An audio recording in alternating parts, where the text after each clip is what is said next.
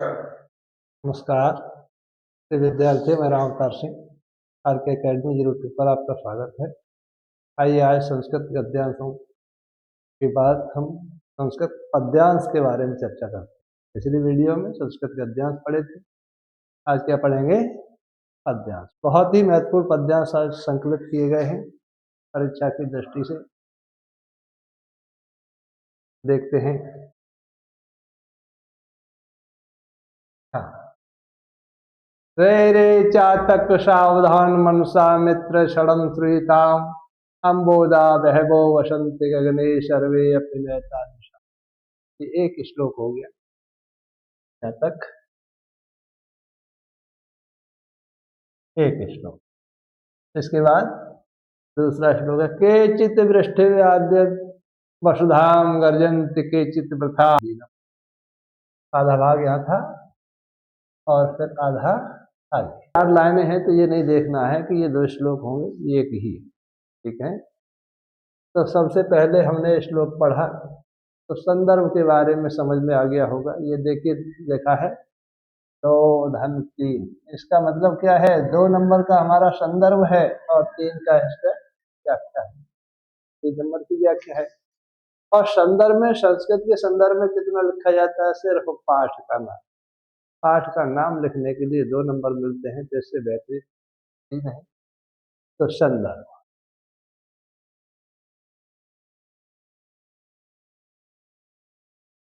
आपको अभी पता लग गया होगा कि किस पाठ से लिया गया है। अन्योक्त विलास है। पाठ का नाम क्या है? अन्योक्त विलास है। अन्योक्त का सौंदर्य। रे रे चातक सावधान मनसा मित्र षडम श्रूयताम अम्बोदा बहवो वसंति गगने सर्वे अपने। कहने का तात्पर्य है कवि चातक को आश्रय बनाकर वाक्य बोल रहा है। चातक कहते हैं पपीहा। पीहू पीहू की रट लगाने वाला जो पक्षी होता है तो चातक कहते हैं। तो पहले संदर्भ लिखेंगे। प्रस्तुत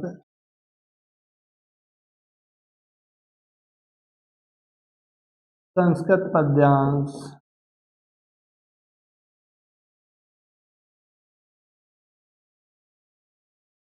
हमारी पाठ्य पुस्तक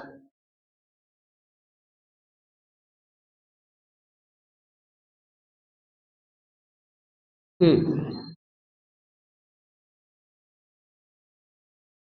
संस्कृत भाग से, संस्कृत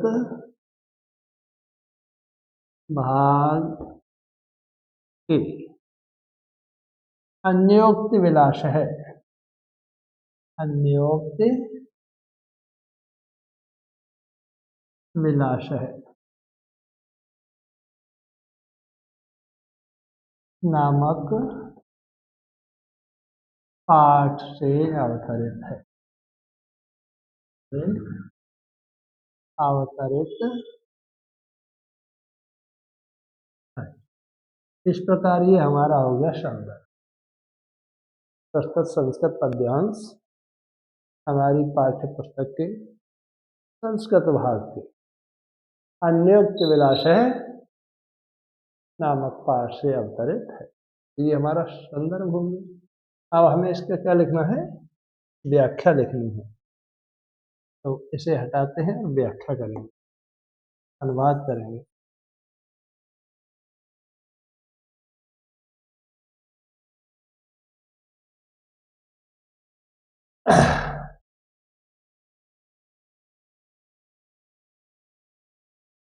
व्याख्या।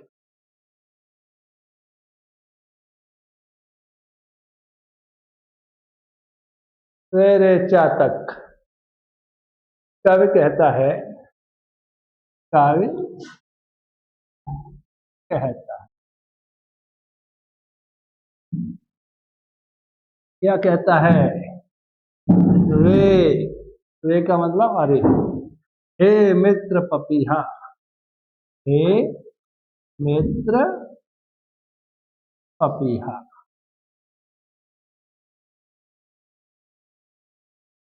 ये देखिए मित्र, चातक बीज, पपीहा। हे मित्र पविहा सावधान मनसा यानी सावधान मन से या सावधान होकर, सावधान होकर क्षणम, क्षणम का मतलब क्षण भर, क्षण भर मेरी बात सुन, मेरी बात सुन। क्या कहता है? अम्बोदा बहवो वसंति गगने सर्वे अपने तदसा। गगने, गगने, गगन किसे कहते हैं? आकाश। सप्तमी विभक्ति है गगने, आकाश में। क्या कहा? आकाश में।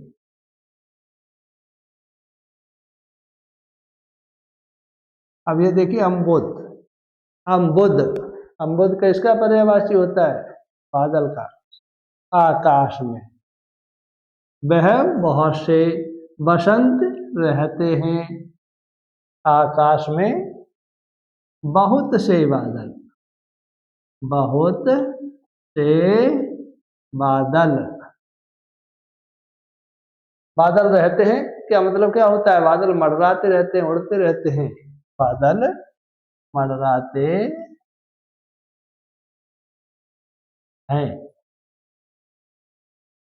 अब यहां से देखिए, केचित वृष्टि आर्दयन्ति वसुधाम, वसुधाम धरती को, केचित कुछ ही, वृष्टि आर्दयन्ति, वृष्टि मानी वर्षा के द्वारा, वृष्टि इसका अर्थ क्या है? वर्षा के द्वारा।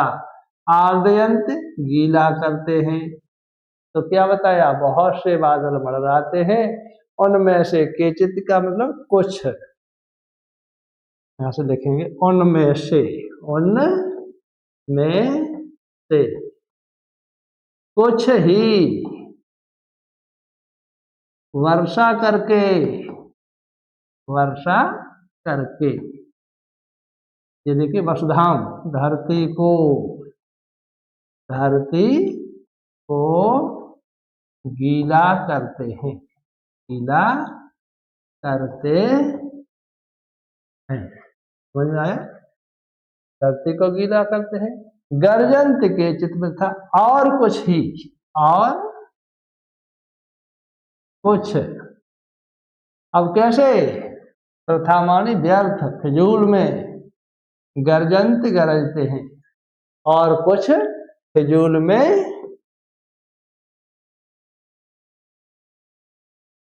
गरजते, गरजते। समझ में आ गया? यहां तक हो गया कि आकाश में बहुत से बादल मंडराते रहते हैं, उनमें से कुछ ही वर्षा करके धरती को गीला करते हैं, और कुछ व्यर्थ में यानी फिजूल में गरजते रहते हैं। अब यहां से असली बात पर, यहां देखो जगह में साफ कर रहा हूं, इसे हटा रहा हूं, ठीक है?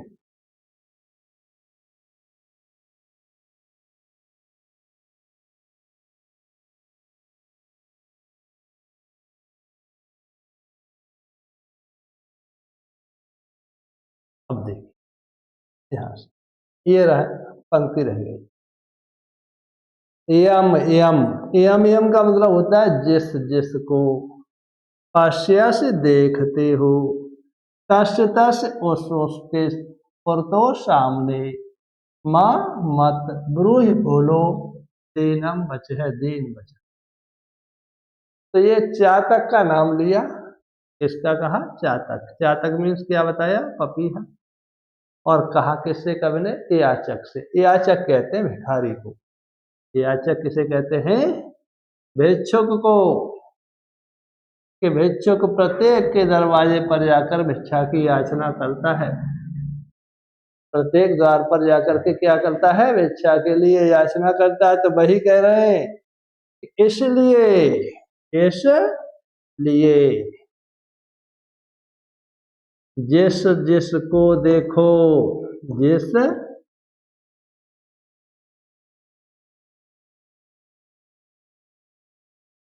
जिस को देखो, उन सब के सामने, उन सब के सामने दीन वचन, दीन वचन मत बोलो, मत बोलो। क्यों? क्योंकि हर व्यक्ति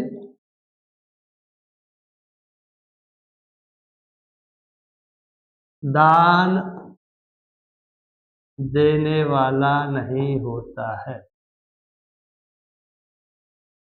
नहीं होता है। आप समझ में आ गया?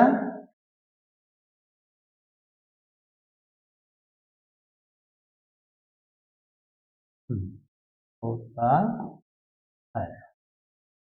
कहा, याचक से ही कहा, क्योंकि हर व्यक्ति दान देने वाला नहीं होता है। दान क्यों देता है? तो समझ में आ गया। अब एक बार फिर से बताता हूँ। कवि क्या कहता है कि हे मित्र पपिया, सावधान मन से क्षण भर मेरी बात सुन।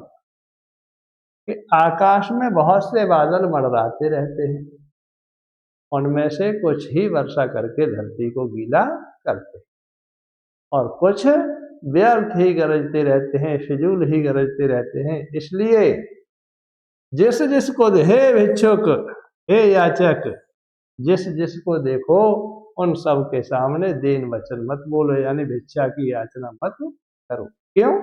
क्योंकि हर व्यक्ति दान देने वाला नहीं होता है। जैसे आकाश में मंडराने वाला प्रत्येक बादल वर्षा नहीं करता है, और खास तौर से जो गरजता है वो तो वर्षा नहीं करता। तो समझ में आ गया इसका अर्थ। अब यहां से आगे चलते हैं। हाँ, कोकिल या पय दिवसान तावत विरसान करील विटपेश यावन नद निमाल है को रसाल है सम। इस बार कवि ने किसका आश्रय लिया? कवि ने कोयल का, कोकिल। तो देखिए संदर्भ अभी जो हमने लिखा था ये उसी पाठ से लिया गया है, अन्योक्ति विलास। पाठ का नाम क्या है?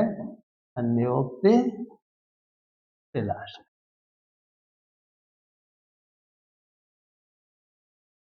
तो पिछला जो संदर्भ लिखा था वही होगा। एक कहीं से न अक्षर बदलेगा न कोई मात्रा बदलेगी। जो पिछला संदर्भ है वही लिखा जाएगा, इसलिए हम इसमें समय बर्बाद नहीं। प्रस्तुत अध्याय हमारी पाठ्य पुस्तक की संस्कृत भाग के अन्योक्त विलासा नामक पाठ से अवतरित है। ठीक है, अब हम इसकी व्याख्या लिखेंगे। इसी व्याख्या,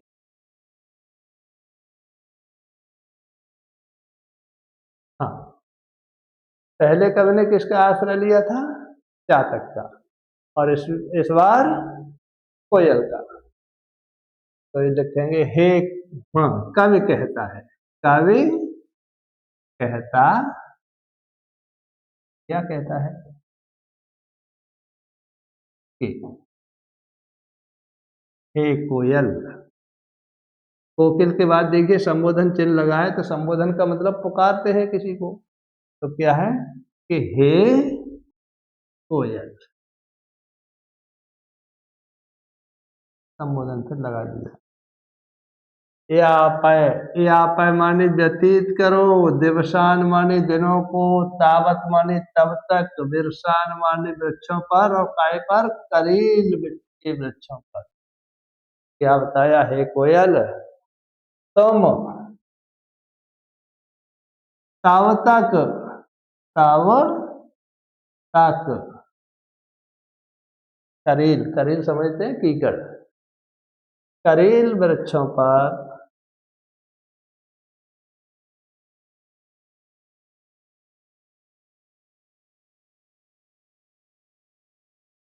समय व्यतीत करो, समय व्यतीत करो। यावत, देखिए यहाँ पर यावत, यावत, यावत माने जब तक, और तावत माने तब तक। ठीक है, ये लिखा हमने तब तक, ये तब तक लिखा वो किसका है, तावत। अब यावत, यावत माने जब तक, तो यहाँ से जब तक, जब तक।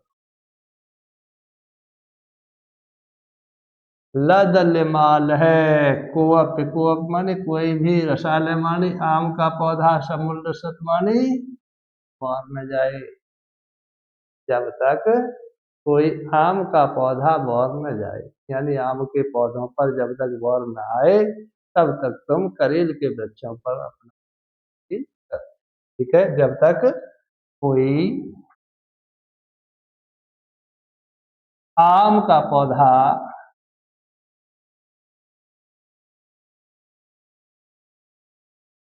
पौधा बौर न जाए, बौर न, बौरने का मतलब आम पर जो फूल आते हैं उसे कहते हैं आम का बौर। अब देखे कोयल की बात कही, और ये कहा किससे, हम आप लोगों से, कि तब तक दुखों को धैर्य धारण करके सहन करते रहिए, अधीर मत होइए, जब तक जीवन में सुख न आ जाए। समझ में आया? कहा किसके लिए, मुख्य रूप से कहा मनुष्यों के लिए, हम आप सभी के लिए, और आश्रय कवि ने किसका ले लिया, कोयल का। हे कोयल, तुम तब तक करीब बच्चों पर दिन बिताओ, कब तक, जब तक कोई आम का पौधा न बौर जाए, यानी आम के पौधों पर बौर न आ जाए, बसंत न आ जाए, तब तक तुम दुखों को भी धैर्य धारण करके सहन करते रहो। समझ में आ गया? अब यहीं से आगे चलते हैं। हाँ। माता गुरुतरा भूमि खात पितोच्च तरस्तता, मन शीघ्र करम बातात चिंता बहुतरी तृणा। माता गुरुतरा भूमि खात पितोच्च तरस्तता, मन शीघ्र करम बातात चिंता बहुतरी। देखिए, श्लोक पढ़ने के बाद समझ में आ गया होगा कि किस पाठ से दिया गया है। तो पाठ का नाम है जीवन सूत्राण, जीवन सूत्राण।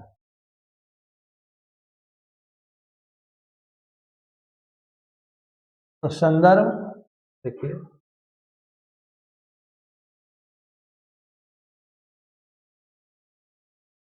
प्रस्तुत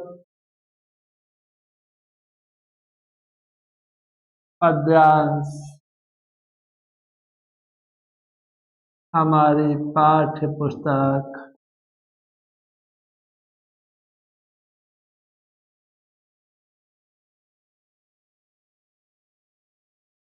में से संस्कृत भाग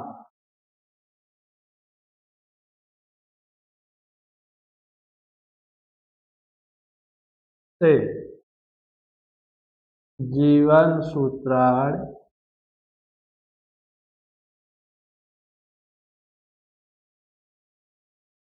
नामक पाठ से अवतरित है।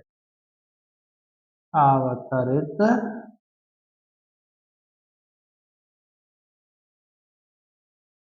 ये हो गया हमारा संदर्भ।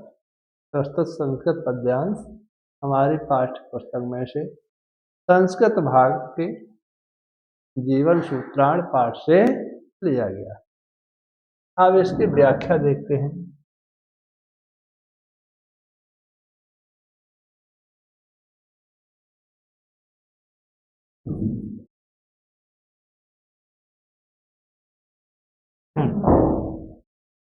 व्याख्या,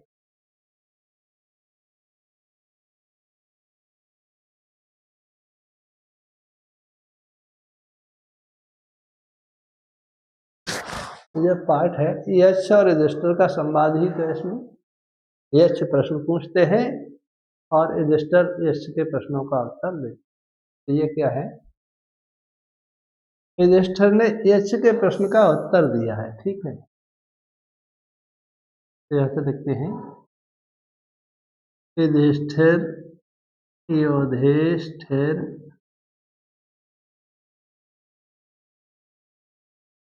ने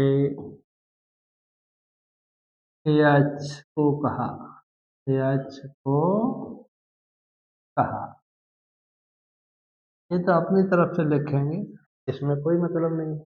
क्या कहा? माता गुरुतरा भूमि, माता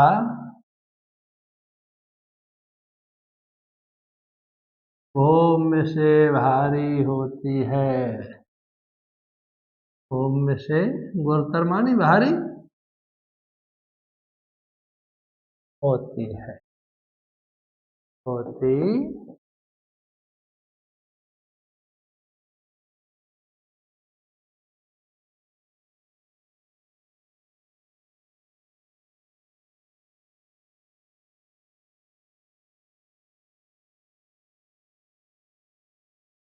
देखिए खात पितो उच्चतरस्थ, खात काय का पर्यायवाची है आकाश का, तो खात का मतलब आकाश से, खात का मतलब आकाश से, यानी पिता का स्थान या पिता का पद, पिता का स्थान आकाश से ऊंचा होता है, आकाश से ऊंचा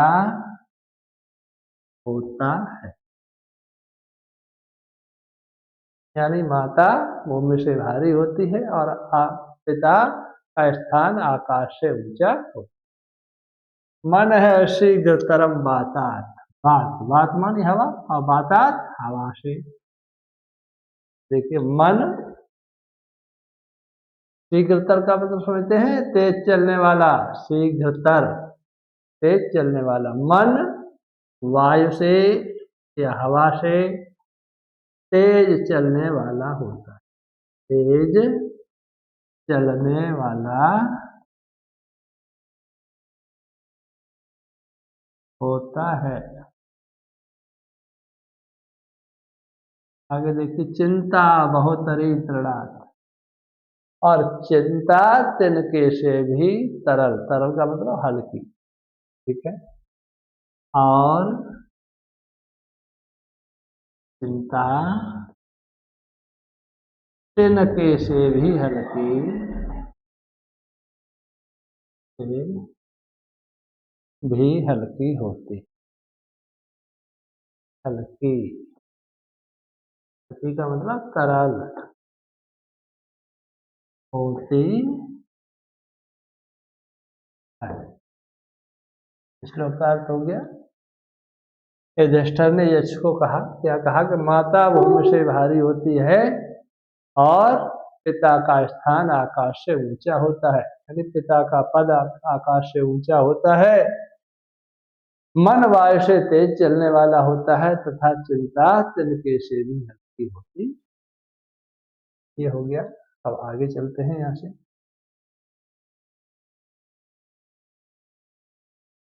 नेतराम नीचो अस्मि तम खेदम कूप कदापि मां कथा, अत्यंत सरस हृदय है परेशान गुण गृहीता से। श्लोक आपने पढ़ा, पढ़ करके ये समझ में आ गया होगा कि किस पाठ से लिया गया है। तो वही पहले हमने बताया था, अन्योक्ति विनाश है। पाठ का नाम क्या है? अन्योक्ति विनाश है, विनाश है।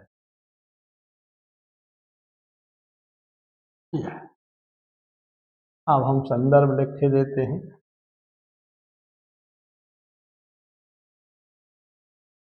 प्रस्तुत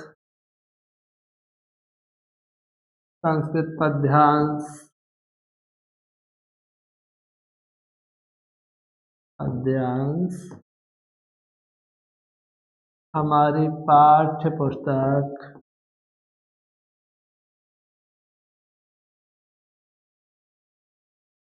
में से संस्कृत भाग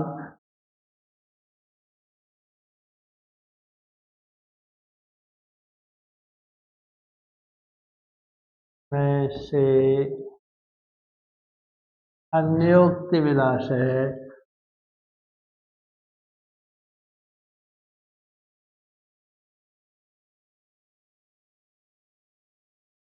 नामक पाठ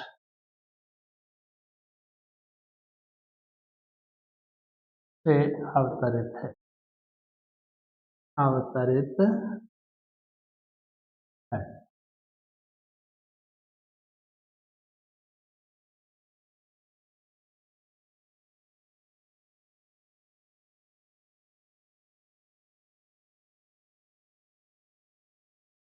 एक और यहाँ कहने की बात है कि जब संदर्भ लिखें, चाहे हिंदी के किसी व्याख्या अनुवाद का या संस्कृत, तो पाठ का नाम है और लेखक का नाम है, ये दो चीजें आप मोटी पेन से, अगर आप हेडिंग डालते हैं उस पेन से लिखेंगे तो आपकी कॉपी चेक करने वाला बहुत खुश होगा और उसका आपको फल मिलेगा, वो आपको अच्छे नंबर देगा। हाँ कहे, क्योंकि वो पूरा बात नहीं पढ़ेगा, कुछ नहीं पढ़ेगा, जो मुख्य चीज है उस पर डालेगा, वो मोटे अक्षरों में लिखी उसे देखे दिखाई देगी तो बहुत खुश होगा। वो क्यों 10 चीजें पढ़ेगा, कोई मतलब ही नहीं है। उसे मतलब किससे है कि पाठ का नाम और लेखक, तो उसकी को जितना आप खुश करेंगे अपने लिखने से, आपके परीक्षक को जितनी खुशी होगी उतना ही नंबर आपको बढ़िया देगा। तो ये चीज है, इसे आप मोटी पेन से लिख सकते हैं, इसका आपको क्या मिलेगा, फायदा मिलेगा। हाँ, अब हम इसकी व्याख्या करते हैं। ये हो गया संदर्भ।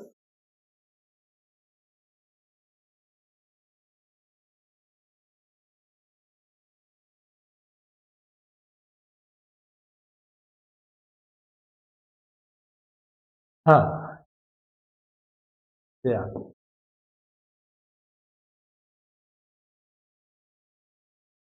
देखिए इसमें क्या बताया था पूरे पाठ में, एक कवि ने किसी दूसरे का सहारा लिया, आश्रय लिया और कहा किससे है, मनुष्य, हम आपके। तो इसमें किसका आश्रय लिया है, कूप का। कूप आप समझते हैं, कुएं, कुएं का नाम लिया।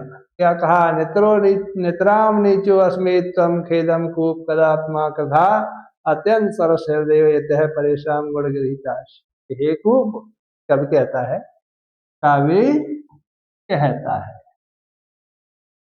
कहता क्या कहता है कि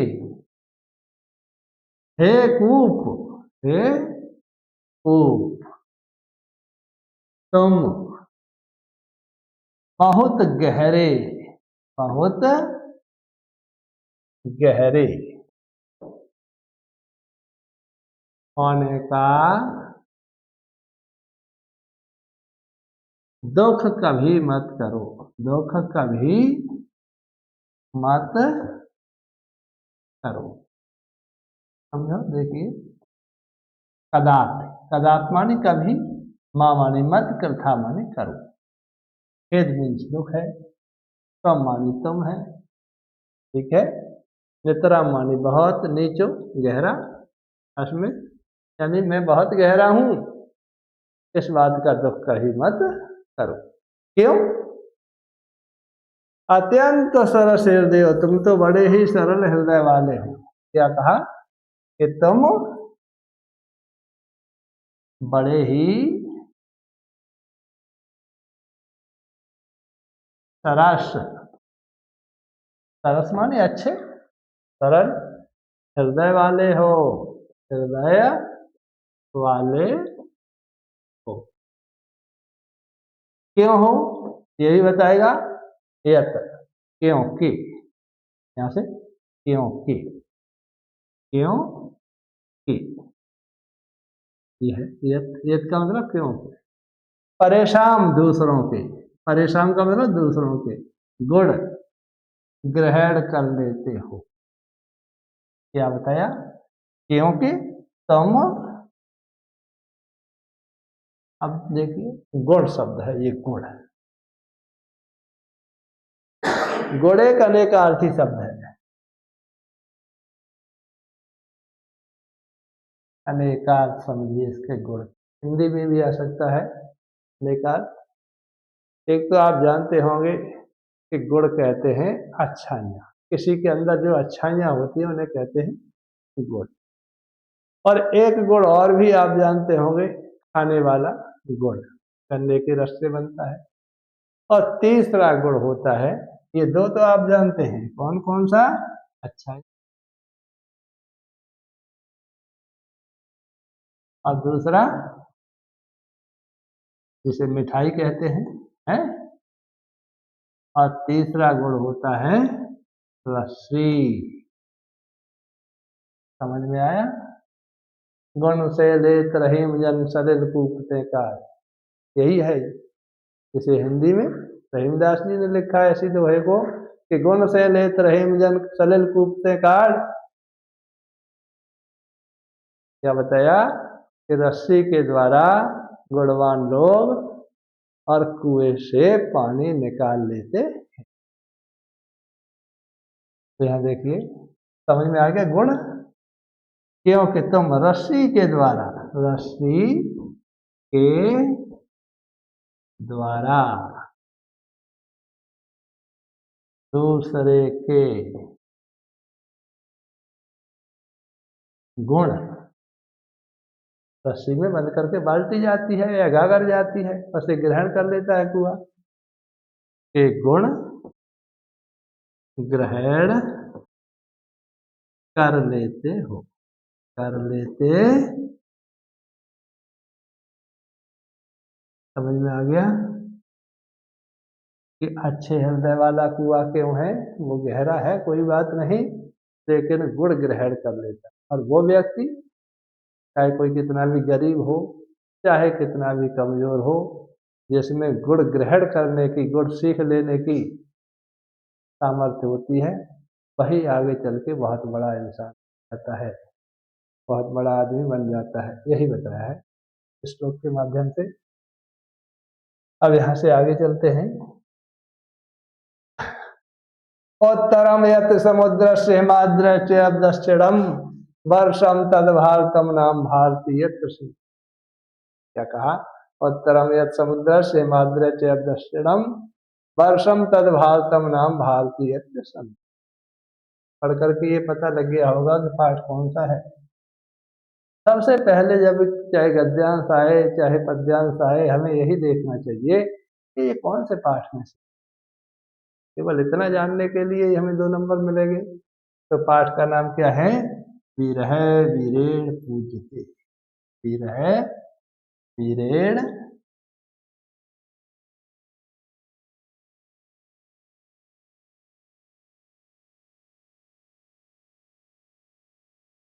पूज्यते, पाठ का नाम समझ में आ गया? विरह वीरेण पूज्यते। अब इसका संदर्भ लिख के देते हैं भाई।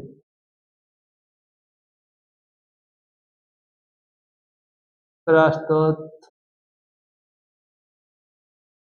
संस्कृत पद्यांश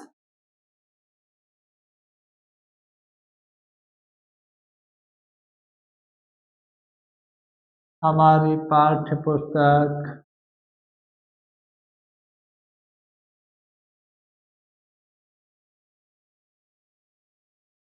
की अनिवार्य संस्कृत, अनिवार्य संस्कृत की विरह वीरेण पूज्यते नामक पाठ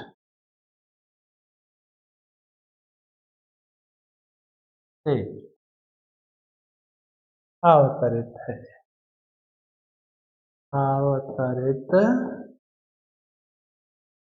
है। ये हो गया हमारा संदर्भ। अब व्याख्या करते हैं।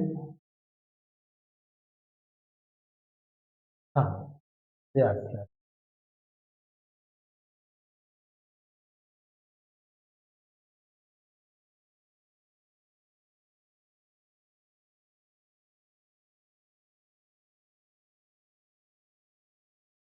व्याख्या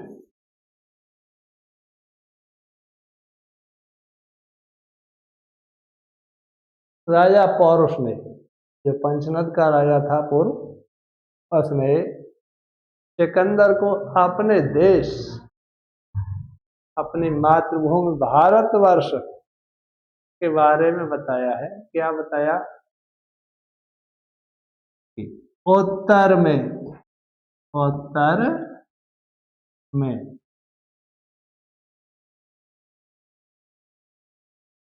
से लेकर, से लेकर समुद्र तक, समुद्र तक, यानी उत्तर से लेकर के कहां तक? समुद्र तक। और हिमाद्रचम दक्षिणम, और हिमालय से लेकर, क्या बताया कि दक्षिण से लेकर, बड़ा सीधा है। उत्तर में हिमालय है, हमारे भारत के उत्तर दिशा में क्या है? हिमालय। और दक्षिण दिशा में क्या है? समुद्र। तो यही बात कही गई कि उत्तर से लेकर समुद्र तक और दक्षिण से लेकर हिमालय। समझ गए? दक्षिण से लेकर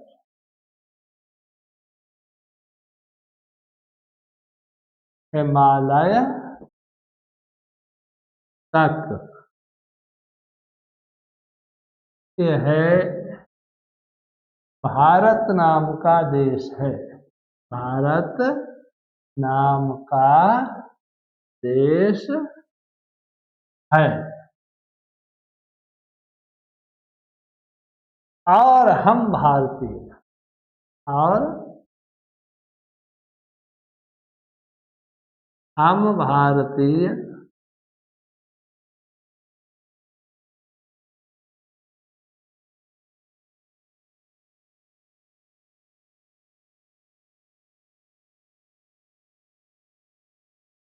इसकी संतान है।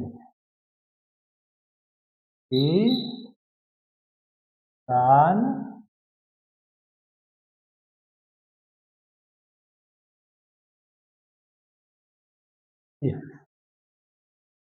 ये वाक्य कहे किसने थे? ना हम तो पहले लिख सकते हैं कि राजापुर ने, राजापुर ने सिकंदर से कहा, सिकंदर से कहा। यहां से देख सकते हैं, राजापुर ने किससे कहा? सिकंदर से। क्या कहा? कि उत्तर में से लेकर, या सीधा कहेंगे उत्तर से लेकर, इस तरह से।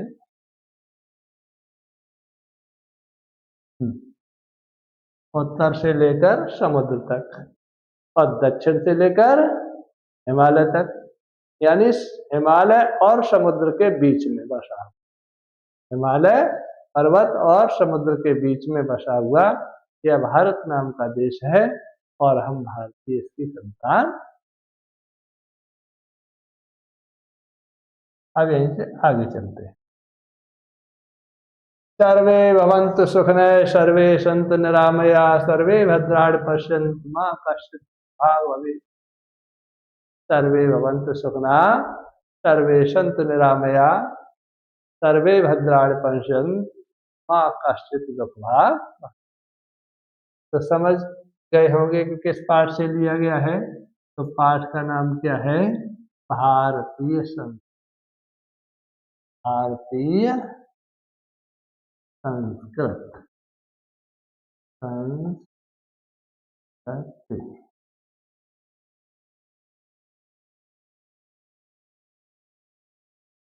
भारतीय संस्कृत।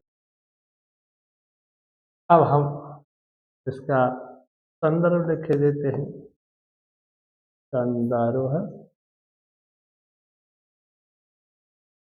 राष्ट्रोत्तर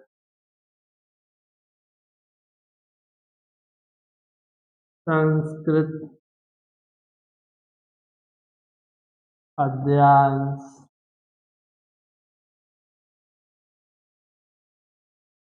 हमारी पाठ्य पुस्तक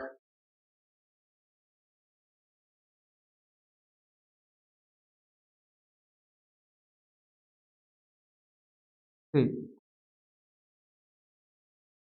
संस्कृत भाग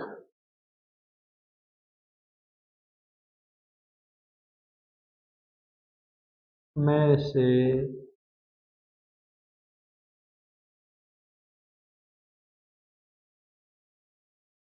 भारतीय संस्कृत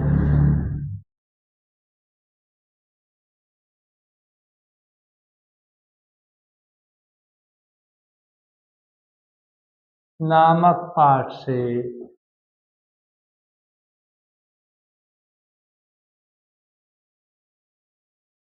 अवतरित है। अवतरित है। ये हो गया आपका संदर्भ। अब इसकी व्याख्या करते हैं।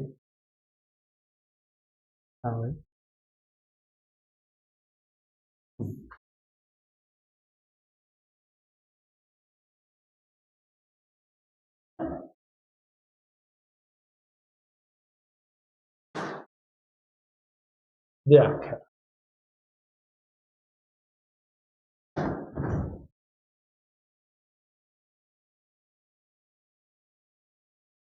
काव्य कहता है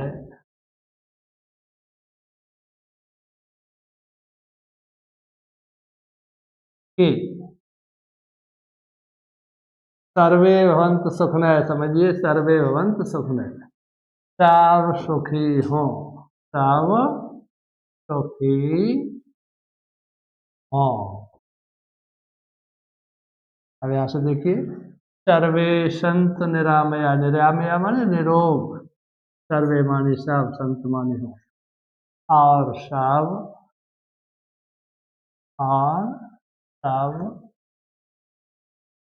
निरोग हो, निरोग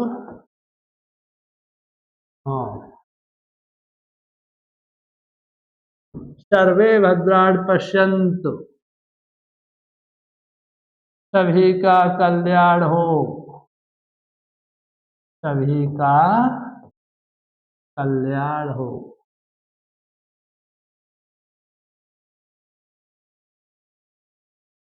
माँ कश्चित् दुर्भाग् भवेत्, किसी को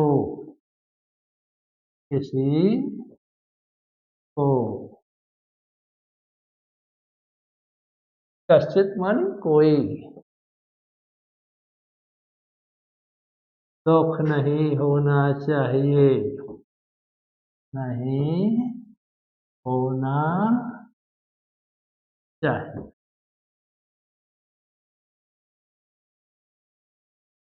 क्या बताया? कवि क्या कहता है कि सब सुखी हों, सब सुखी, सर्वे संत निरामया, सब निरोग हों, सब कैसे हों? निरोग, बिना रोग के स्वस्थ हों। सर्वे भद्राणि पश्यन्तु, सभी का कल्याण हो, सभी का कल्याण हो। माँ कश्चित् दुर्भाग् भवेत्, किसी को कोई दुख नहीं होना चाहिए। हाँ, अब इसके बाद अगला देखते हैं।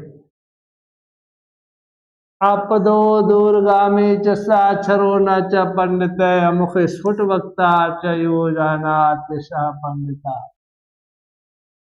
क्या बताया कि आपदो दूरगामी च साक्षरो न च पंडित, मुख स्फुट वक्ता च योजानात् स पंडिता। तो पाठ का नाम पहले हमें समझ लेना है, क्या है? प्रबुद्धो ग्रामीण है। पाठ का नाम क्या है? प्रबुद्धो ग्रामीण,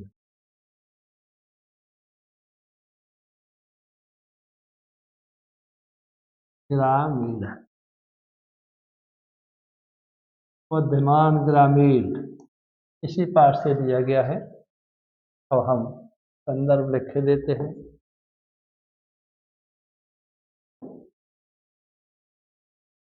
प्रस्तुत संस्कृत पद्यांश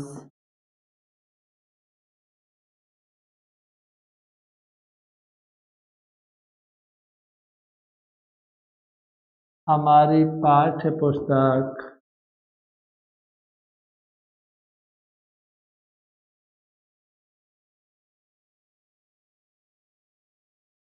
के संस्कृत भाग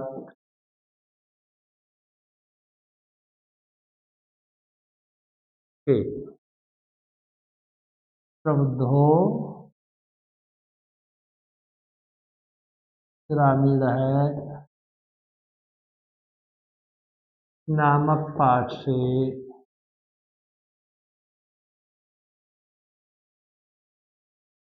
लिया गया है या गया है।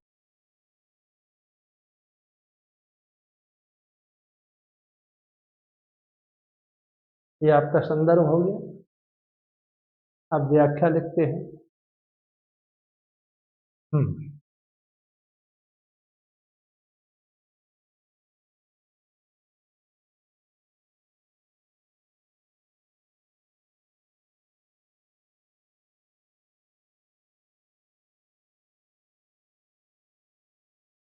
व्याख्या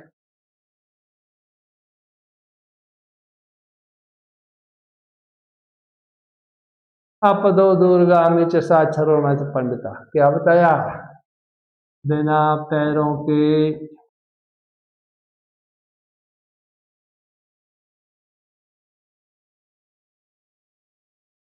दूर जाने वाला, जाने वाला,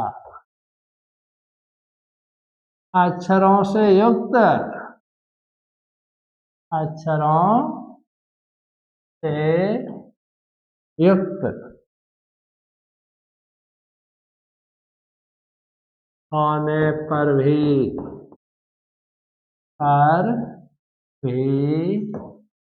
पंडित नहीं होता, पंडित नहीं होता है। अमुख स्फुट वक्ता, क्या बताए? अमुख स्फुट वक्ता बिना मुख के स्पष्ट बोलता है, बिना मुख के स्पष्ट स्पष्ट बोलता है और उसे जानने वाला, और उसे जानने वाला ही पंडित, पंडित का मतलब समझते होंगे क्या? विद्वान, विद्वान है। ठीक है। ग्रामीण ने जो पहेली पूछी थी वही पहेली है ये, कि बिना मुख के, यहाँ से बिना पैरों के दूर जाने वाला होता है और अक्षरों से युक्त होने पर यानी साक्षर होने पर भी पंडित नहीं होता। बिना मुंह के स्पष्ट बोलता है और उसे जानने वाला ही पंडित होता है। ये हो गया। और देखते हैं है क्या? हाँ, मरणम मंगलम यत्र विभूतिश्च विभूषणम कौपीनम यत्र कौशेयम सा काशी के नियते। मरणम मंगलम यत्र विभूतिश्च विभूषणम कौपीनम यत्र कौशेयम सा काशी के नियते। तो पढ़ करके समझ में आ गया होगा कौन से पाठ से लिया गया है? वाराणसी, वाराणसी। अब प्रस्तुत संस्कृत पद्यांश संदर्भ लिखते हैं। संदर्भ प्रस्तुत संस्कृत पद्यांश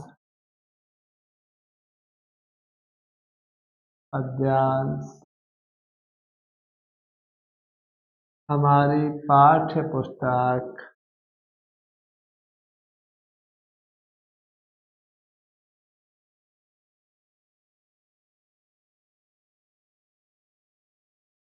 में से संस्कृत भाग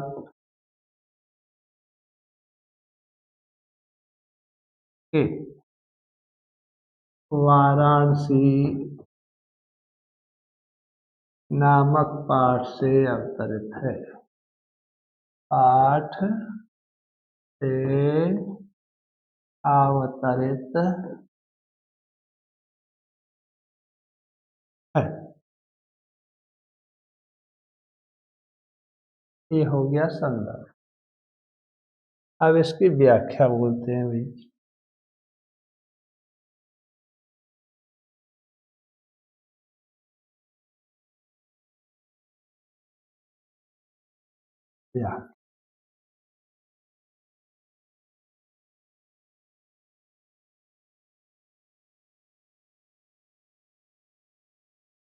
देखिए, मरणम मानी नृत्य, मंगल मानी शुभ, मंगल मानी शुभ, यत्र माने जहाँ, विभूति माने रात, विभूषणम माने आभूषणम, कौपीनम लंगोटी। यत्र मीन बता दिया क्या, जहाँ, कौशेयम मानी रेशमी वस्त्र, सामान्य काशी, काशी इसके द्वारा मियते माप सकते हैं। नियति का मतलब माप सकते हैं। तब व्याख्या लिखिए कि जहाँ की मृत्यु मंगलकारी होती है, जहाँ की मृत्यु मंगलकारी होती है,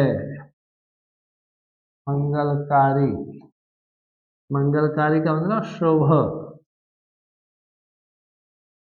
होती है, और राख और विभूत बताया कि महात्मा लोग स्नान करने के बाद अपने शरीर पर जिस राख को मल लेते हैं उसी की बात है। और राख आभूषण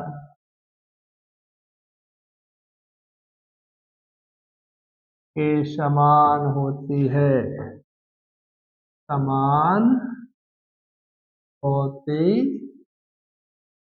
है।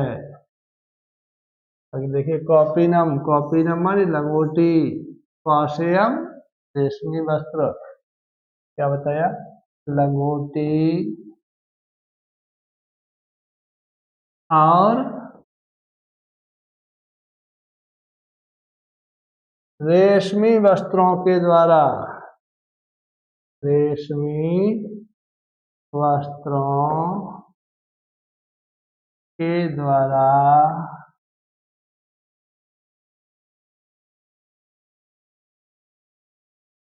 उस काशी को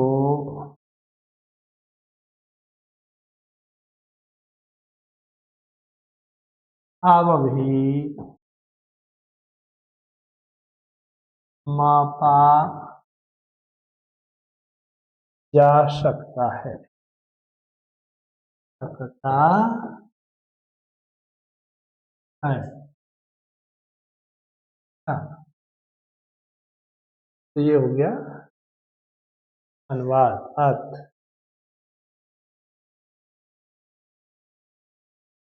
हाँ, इस प्रकार से आपके ये अनुवाद हुए। इनसे एक लाभ और है कि आप इन श्लोकों को याद कर लेते हैं तो यहाँ से 2 नंबर आपको और मिल जाएंगे, क्योंकि परीक्षा में एक प्रश्न पूछा जाता है कि अपनी पाठ्य पुस्तक से कंठस्थ किया हुआ एक श्लोक लिखिए जो इस प्रश्न पत्र में न आया हो। तो कंठस्थ का मतलब समझते हैं याद किया हुआ। तो इसलिए हमें कम से कम 2 श्लोक बिल्कुल याद होने चाहिए प्रत्येक विद्यार्थी को। क्यों कि एक अगर परीक्षा के हमारे पेपर में आ गया तो हम दूसरा तो बचेगा, जैसे हम लिख देंगे 2 नंबर उसके भी मिलेंगे। तो ये श्लोक भी हमको याद होने चाहिए, चाहे कोई से कर लो, कम से कम 2। वैसे तो जितने आपको ज़्यादा हो याद ना ही बढ़िया है, लेकिन 2 तो आपको हर हालत में ही याद होने चाहिए। तो इस प्रकार मैं समझता हूँ वीडियो आपको अच्छी लगेगी और इसे लाइक करना, अपने दूसरे साथियों के लिए शेयर करना। चैनल पर अगर नए हैं तो चैनल को सब्सक्राइब भी करना आपको आवश्यक। बात अगले वीडियो के साथ फिर मिलेंगे।